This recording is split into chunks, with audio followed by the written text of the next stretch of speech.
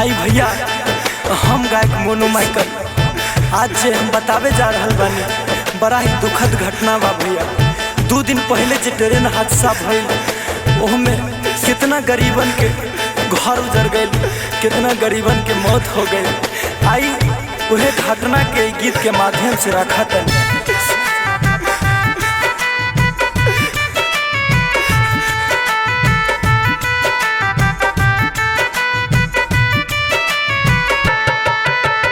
एक बेरी में ले लिया तू,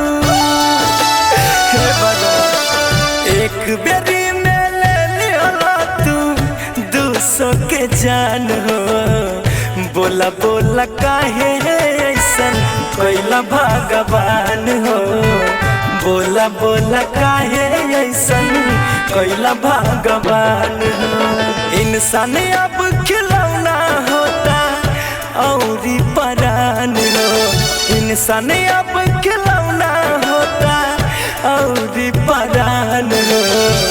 काहे ऐसन कैला बोला बोला भगवान हो।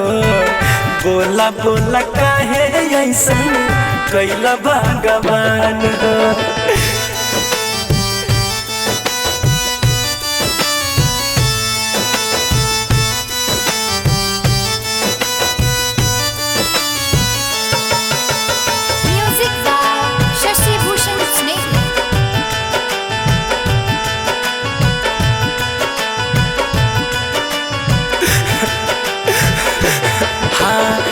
सोता घायल बाते कितना के गहिल जान हो।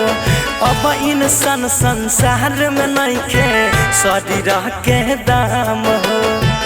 काहे ऐसन कैला। हाँ 900 घायल बाटे कितना के गहिल जान हो। अब इंसान संसार में नहीं के शरीर के दाम हो।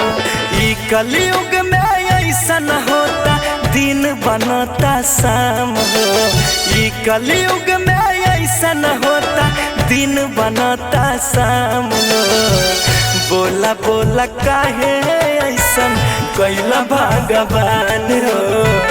बोला बोला काहे ऐसन कैला भगवान हो।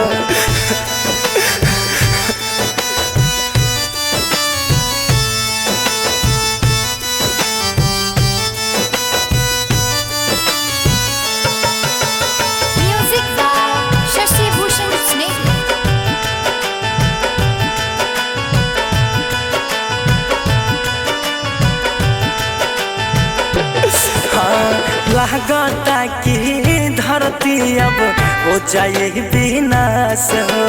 अपन आदमी अपन के नहीं के देता अब साथ हो। काहे नहीं के देते भगवान। लागता कि धरती अब हो जाए विनाश हो। अपन आदमी अपन के नहीं देता अब आस हो। गा के बतैला मोनू माइकल देखी के भैया न जान। गा के बतैला मोनू माइकल देखी के भैया न जान। काहे ऐसन कैला बोला बोला भगवान हो। बोला बोला काहे ऐसन कैला भगवान हो।